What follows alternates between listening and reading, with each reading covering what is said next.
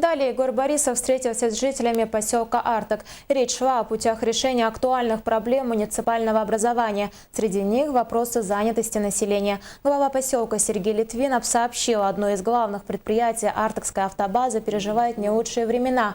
Большинство тендеров на перевозки и другие работы выигрывают магаданские соседи. Как следствие, местное население теряет работу. Также на встрече озвучили проблемы статуса рабочего поселка. Следующий вопрос коснулся жилого фонда. Из 28 многоквартирных домов, по словам жителей, 20 находятся в аварийном состоянии. Работает одна котельная на угольном топливе, степень износа которого 80%.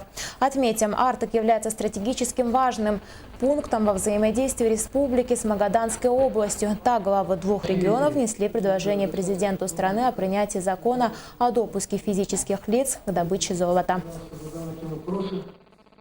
Подготовлен законопроект о разрешении физическим лицам добывать золото.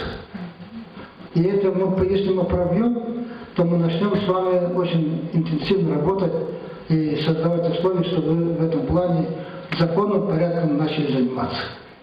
Я думаю, это произойдет в ближайшее время.